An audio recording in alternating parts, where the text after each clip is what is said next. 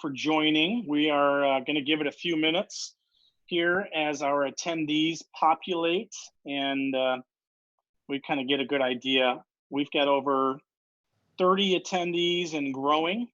I do want to, if there are any individuals who are not part of the media, we respectfully ask that you please log in through the live stream at live.grps.org. There was this Zoom link for media only was unfortunately published publicly, and so there may be some individuals who are logging into the Zoom for the press conference. We have a separate live link, live streaming at live.grps.org. That's available in both English and Spanish. Just check our participants here, give it just a few more minutes. We're at 51 attendees and I saw a few people dropped off there. Thank you so much for those who logged into the Zoom and recognize that was published erroneously and that we have a separate link for our general viewing public. This Zoom link is for the media, but we will have a live link at live.grps.org. For those in the media who are on this Zoom, there is both an English and Spanish option. If you go down to language under more or on the bars there, you can choose language interpretation. For those that may prefer to have a Spanish interpretation, that we will be doing that live both on the Zoom, but there's also the option at the public link at live.grps.org. For those in the media, we are going to start with a speech from Dr. Roby, where she's going to be presenting the details of the plan, high level, and then we will have a Q&A section at the end. What I will be doing is monitoring the Q&A, so if you look at your option for chat, you're in the Q&A, you can post that you're interested in proposing a question. We will call you in one at a time as those questions kind of come in. So if your question hasn't been answered, know that I am going to be monitoring every step of this, and we will do our best to get to the answers. Our goal is to have a hard stop around 3:15. So if there's any follow-up questions, you can always email me at helmholtj@grps.org or communications@grps.org. I am looking one last time here.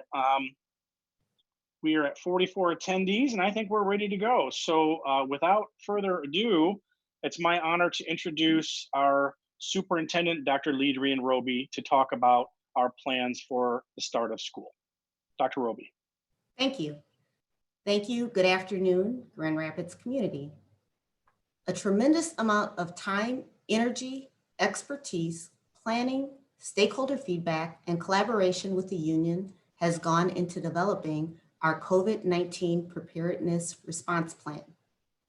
We have relied on multiple sources for direction, including, but not limited to, the KISD Futures Committee, the State Return to Learn Task Force that Dr. Gorman served on, the Governor's COVID Task Force on Education Return to School Advisory Council, Kent County Health Department, Michigan Department of Health and Human Services, Centers for Disease Control, the Governor's Office, and more. On June 30th, Governor Whitmer issued an executive order that included recommendations from her COVID-19 task force on the Michigan Safe Schools Roadmap. The executive order requires that all districts develop 3 plans in preparation for the fall: 100% in person, 100% distance learning, and a hybrid combination of the two. As part of our planning, we surveyed our parents and staff to get feedback about our distance learning plan this past spring and their thoughts and concerns returning to school this fall. The KISD survey in June received nearly 4,000 responses from GRPS parents, specifically on the safety question. 71% said they were extremely or very confident that distance learning would be the safest option. After Governor Whitmer released her executive order and the Michigan Safety Schools Roadmap, we surveyed parents again. The survey technically ended last week, Thursday, and the findings show most support starting back with distance learning. Of our nearly 7,000 parents representing more than 12,000 students, 48% chose distance learning as their most preferred option, followed by the hybrid at around 26% and in-person learning at 25%. Of the nearly 1,000 staff members, 53% preferred distance learning, followed by 25% who preferred hybrid and 33% for in-person learning. We have repeatedly said that safety, health, and the well-being of our students and staff are our top priority and will be the top priority for our decision-making. Based on the data, we are recommending that we start back to school 100% distance learning for the first marking period, which will go until October 21st. During the first 9 weeks during that time, we will continually assess our decision and we will be prepared for a potential in-person or hybrid return to school. Of course, we will also follow any executive order from state and federal governments. In order to implement our virtual plan, we will need continued flexibility and support from Governor Whitmer and the state legislator on our per pupil count, average daily attendance, and instructional days and hours. We are recommending an increase in the amount of synchronous teaching at the elementary and secondary levels. We are in collaboration with the Teachers Union and will be releasing specific details to the board's Academic Achievement Committee on August 5th. In conjunction with the Academic Achievement meeting, we are planning a virtual town hall on that same evening. In order to further strengthen and improve our distance learning plan, we will be launching one-to-one devices for all GRPS students. We will also be providing resources to ensure all students have reliable internet access. Parent University is in the process of developing digital literacy training for parents, and we will continue to provide technical support for students and parents. We are establishing a family help desk for just-in-time supports for our families. The Family Help Desk will be staffed to respond to general questions of all types, including technology questions, student passwords, and more. Parents can call the main line at area code 616-819-2000 or email distancelearninghelpdesk@grps.org. Our distance learning plan also includes support for material packets for students and with special needs where online learning is not the best option for our most vulnerable students. We are still planning with athletics in accordance with the executive order and MHSAA guidelines. We will follow all rules and regulations related to nutrition services. In conclusion, we said that the health, safety, and the well-being of our students and staff would be our top priority in our decision-making. I believe starting with distance learning is practicing what we preach and is by far our safest approach to the start of the 2020-21 school year. Thank you. And with that, I'd like to open it up for questions.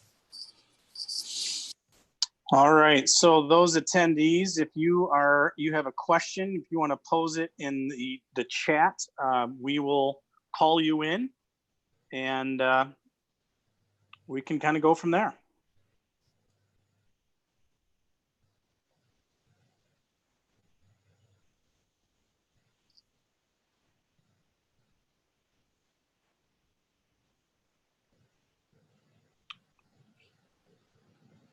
Craig, I'm not seeing the question show up on my, you said there's a question. Oh, there it is. I got it. All right. Annie Zetkowski. Craig, can you bring Annie in? She's asking, can you go into more detail about ensuring internet access for families?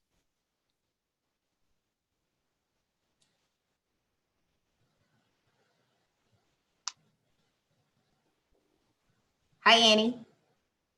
Hi, thank you. Yeah, can you just go into a little bit more detail about, obviously, internet access is a big barrier for a lot of families. So when you say that you're working on making sure that is accessible for everyone, can you detail what exactly that means? Sure. We have local devices that we'll be distributing to families called hotspots. And also we are working with our cable providers to, and I don't want to get the name incorrect, but to ensure that they do have resources and supports with them. So we do have a number of devices that we already have in our warehouse ready to distribute to families and to students as they pick up devices for the school year. All right, next question is from Kayla at MLive. She's asking what supports will be available for students who aren't successful using virtual learning. And Craig, I'm not sure if you can pull Kayla into it.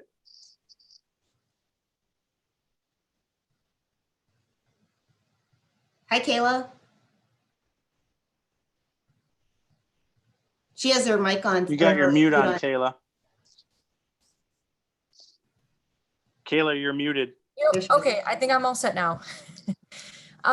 Sorry about that. So for students who maybe struggle with online or aren't the self-starter type students, what sorts of supports will the district provide? Great question. So we have several levels of support that will make sure that are in place for our students. First, starting with the classroom teacher, he or she knows their students best, and having structures around connecting with students daily in their schedules, having time for teachers to connect and follow up with students to see, is there a barrier due to technology? Is there a barrier due to lack of understanding? So we have some processes and protocols related to student engagement. Also related to that, we have supports through our support staff, deans and outreach workers and such, who will offer that secondary support for families reaching out to students that teachers have identified as someone that has not engaged as well. So we're going to try to make sure that we have a couple of different touch points for our students, starting with the classroom teacher, because he or she usually has the closest relationships with students, of course. And then having those secondary resources such as outreach workers and other staff members who can make connections with students. For our families and students where distance learning just is not working, we also will have physical packets available for them as well. So we're trying to do it in a couple of different layers or tiers, but starting primarily with the distance learning and the classroom teacher. All right, next is from Whitney Burney. Whitney's asking, can you go into detail about how athletics will work? So I probably won't be able to answer this fully, but what I will tell you is that we're following the MHSAA guidelines and following those different protocols related to those young people participating in sports, including staying in a cohort and making sure that practices are closed and making sure that we're following social distance guidelines, with the fact that we won't have spectators being able to participate and watch students participate and compete. So that would be kind of my overview of it. The specifics around it, I'd have to get a little bit more details for you. Okay. The next one, and there's a question from Mark DeGroot, who's the parent. And Mark, I'm gonna merge your question with a question from Emily Linnert from Wood TV. How does GRPS plan to distribute devices, the technology and internet to ensure students have what they need so they're ready? And Emily, Craig, if you can pull Emily in, that would be ideal.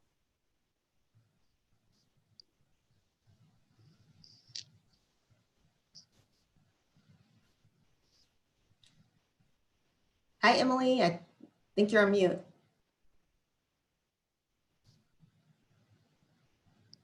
Yep. Okay, well, I'll answer, okay, go ahead, there she goes. Yes, my question was just about. All right. I'd say go ahead and answer the question directly. There's an audio issue there. Okay. So with respect to device distribution and making sure that students have access, we actually just talked about this today. We do have enough devices for all of our students to be one-to-one. and we will distribute them. We haven't decided the exact plan, but we're making sure that we will have them available to students a couple of weeks before school begins. That will be communicated more broadly. We're deciding if it'll be at individual school sites or if we're going to do smaller sites and let families pick up their devices, but we do plan on communicating that within the next week. All right, next question is from Annie Zitkowski. We are hearing some rumblings of upwards of 100 layoffs. Can you confirm this? I cannot confirm that, Annie, so I'm not sure where that is coming from. Dr. Roby, if you would mind, I'll jump in on that. I believe this is related to the budget presentation where we had demonstrated there were 111 positions that were impacted by the approved budget cuts. However, a significant percentage of those were vacant positions.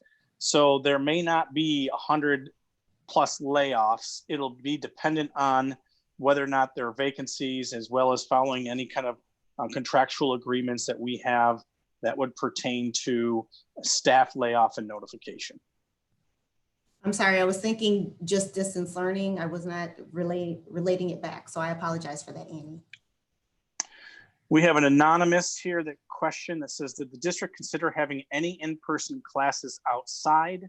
There are lots of big parking lots and parks that could be used. That's an interesting question. And no, we had not taken that as part of our plan.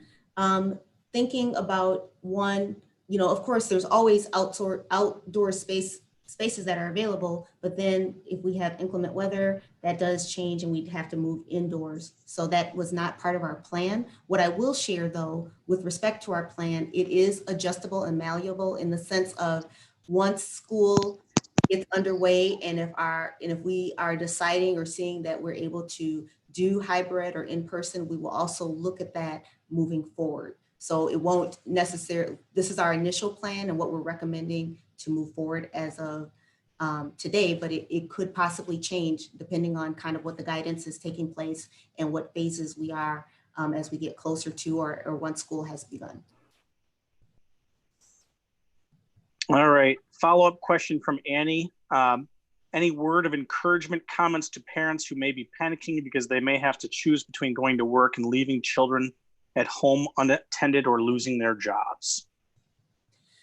Yeah, that from a personal level, my heart definitely goes out. We are trying our best to make the best decision for our students and our staff. And certainly we, know that with this decision, it has some impact both on families either way.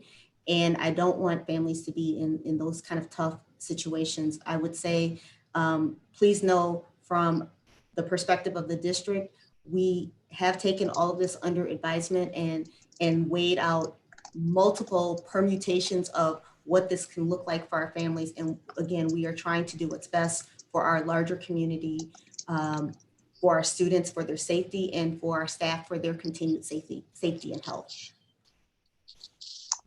Next question back with Emily from Wood TV.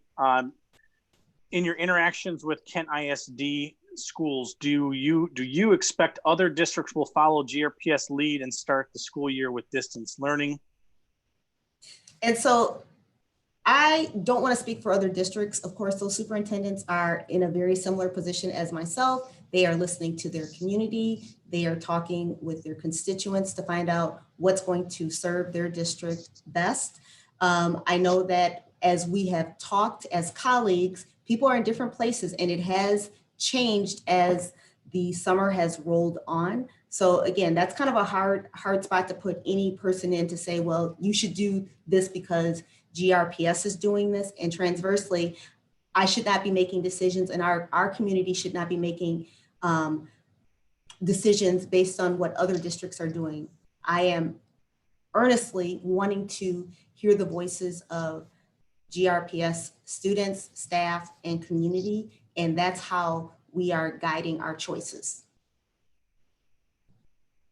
All right, our next question is from Emma. What kind of supports and materials will be provided for students with special needs?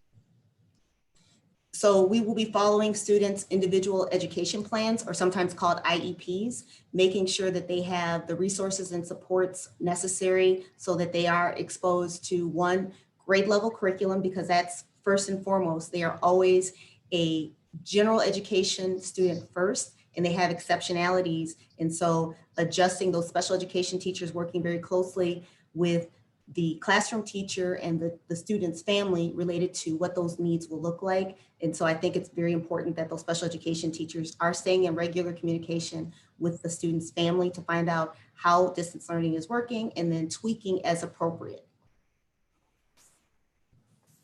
Next question from Whitney. Are there any resources for parents who won't be able to accommodate online learning due to work?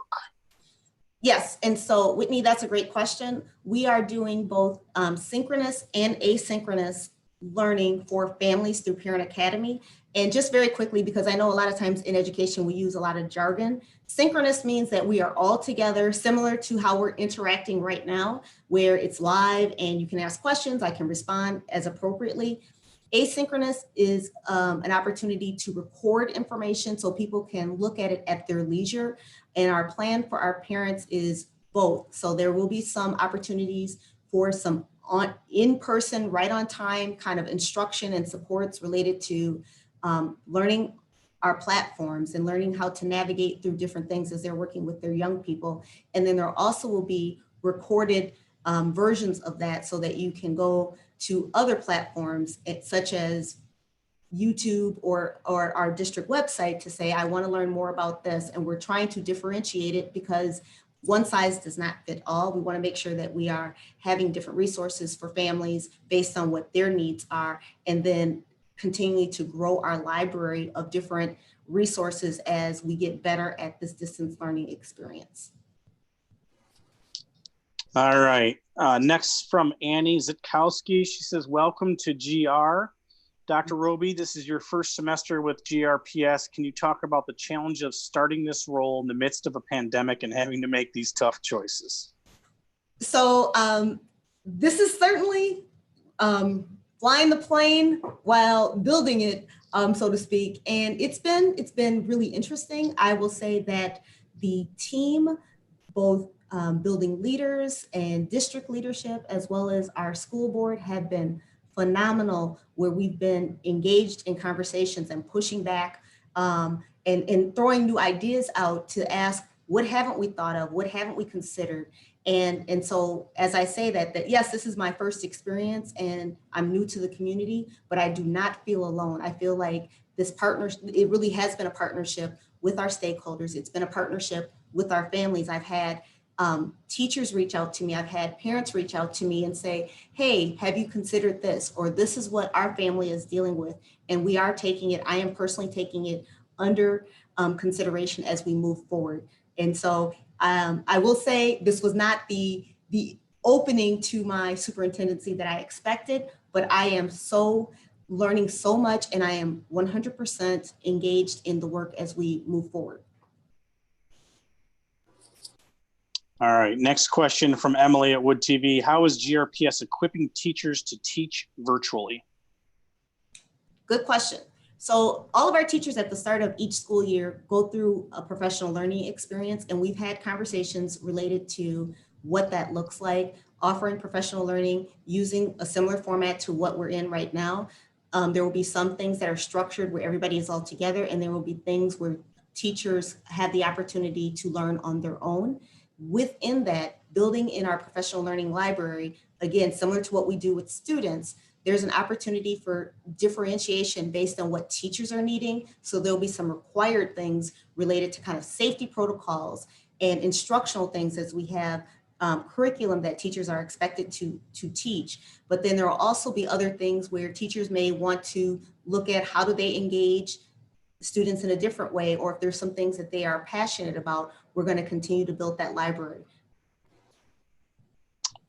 Next question from Whitney. And for all those who are posing questions, just for sake of time, I'm going to start reading the questions and just having them answered.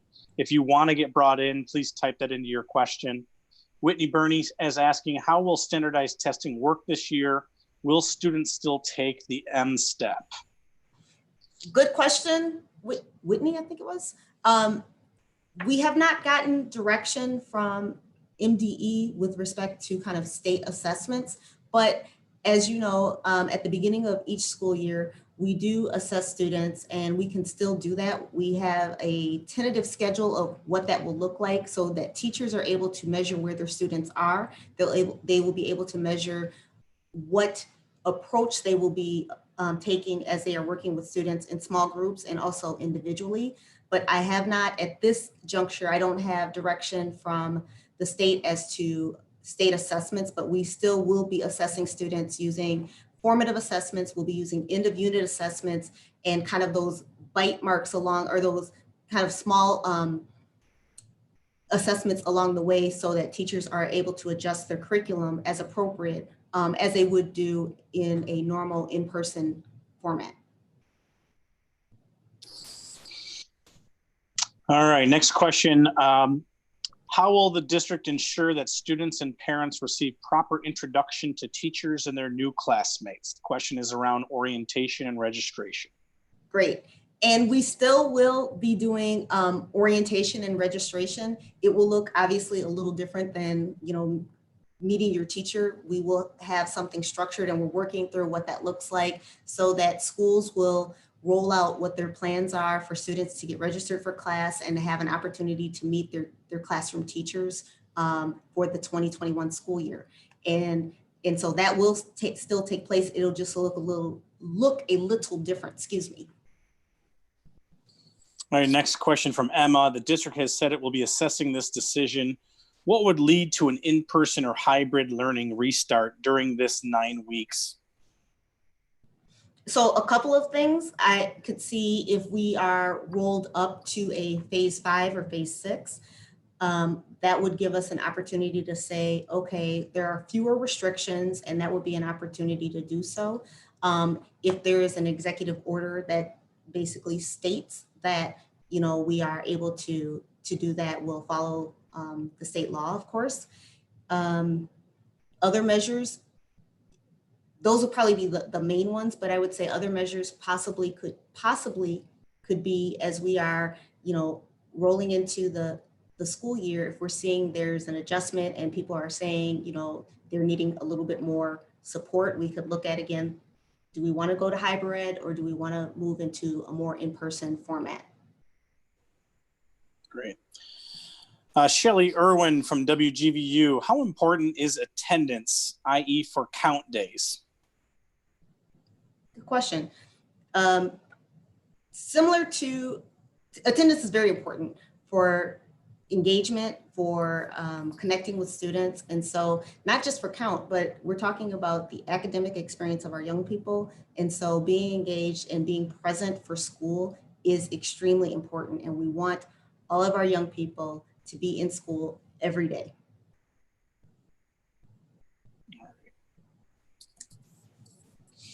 Next question.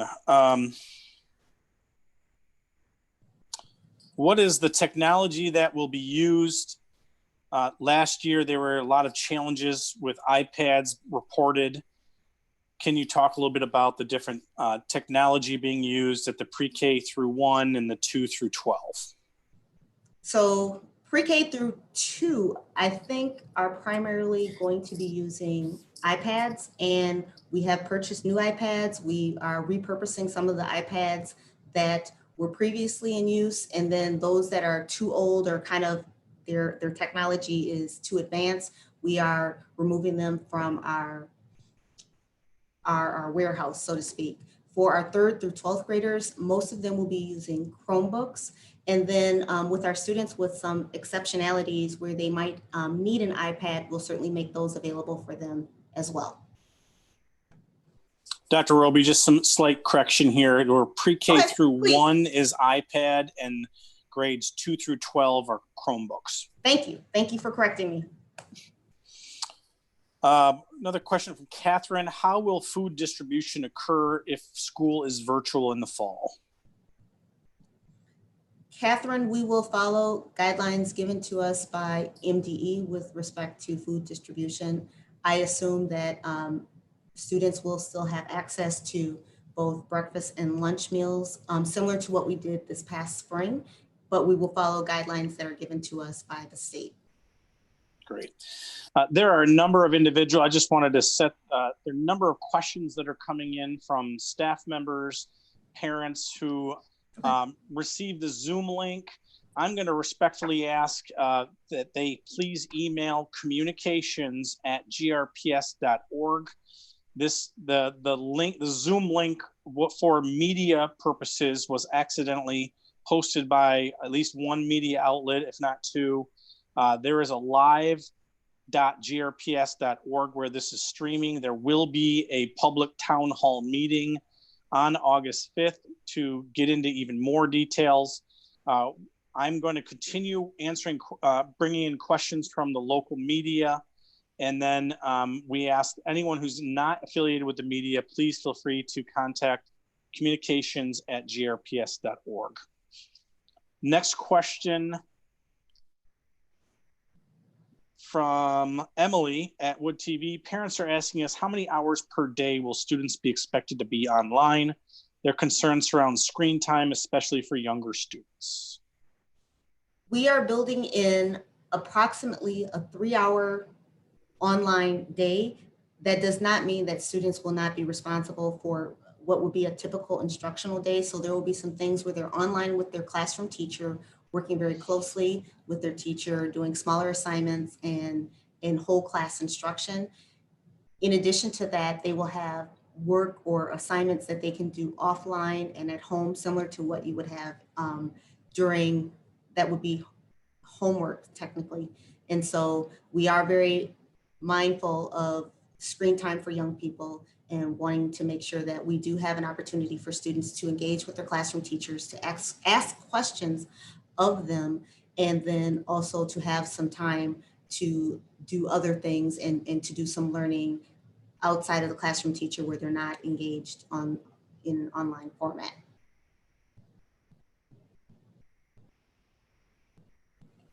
All right, next question from Jen. Will there be a consistent platform used, Seesaw versus Google Hangout, that families with more children will need to know about the platforms? Yes, great question. So there will be 2 different platforms that will be district recommended, district regulated platforms for the secondary and then for the elementary students. We are planning on using Seesaw for the elementary grade students and pre-K 8, excuse me. And then also at the secondary level, we are planning on using Schoology as the platform.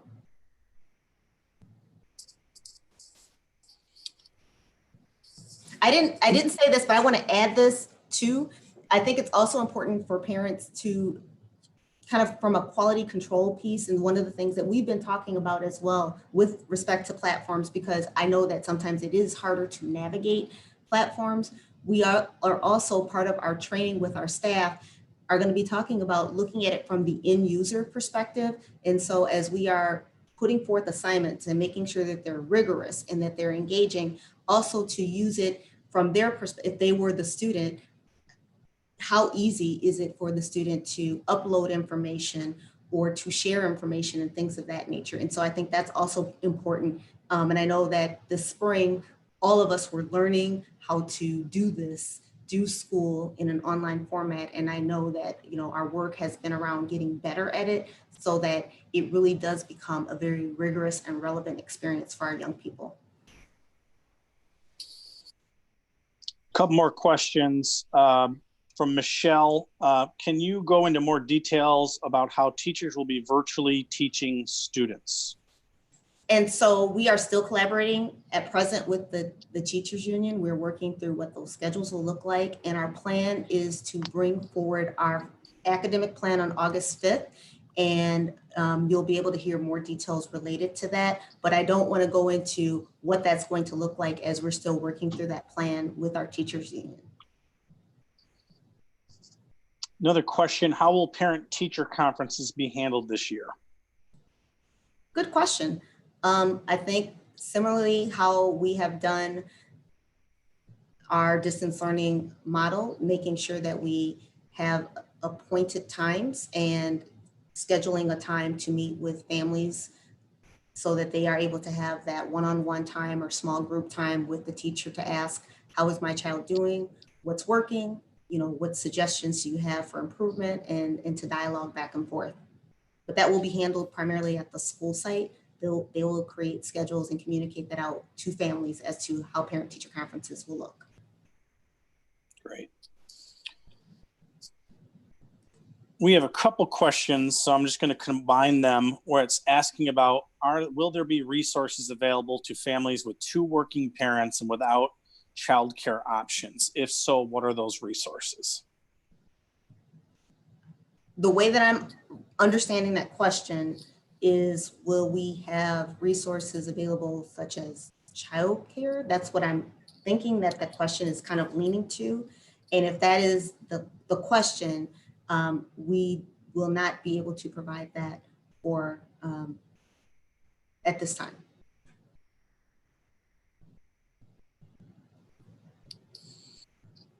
All right, just a couple more here.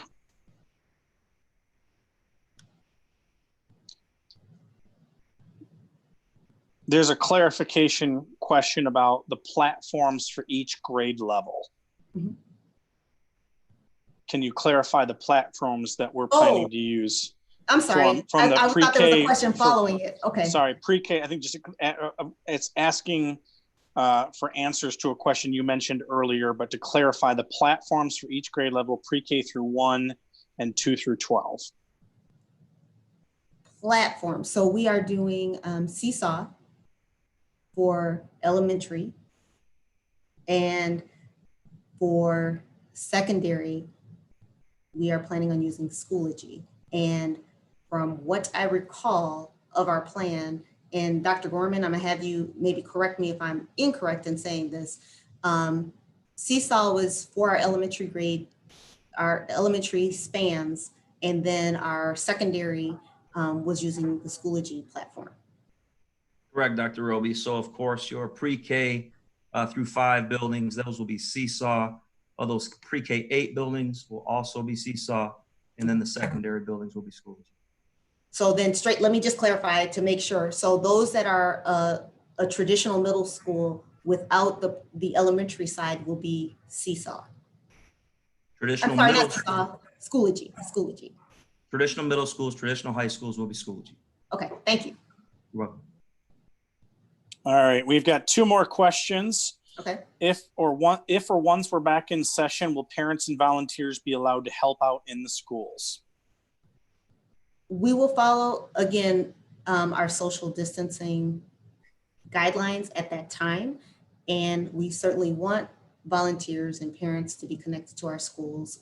It offers a unique perspective and experience for both the students and the parents or the volunteers that are participating.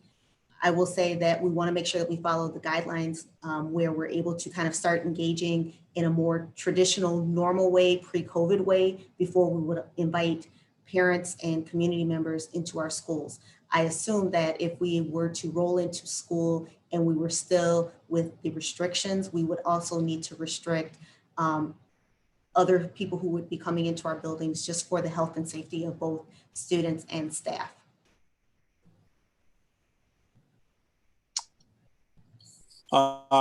Just 2 final questions. One is from Emily from Wood TV. What factors are you looking at when deciding whether to resume in-person classes in late October? We'll see where we are with recommendations similar to what we did in making our decisions for this fall. What are the health guidelines at the time?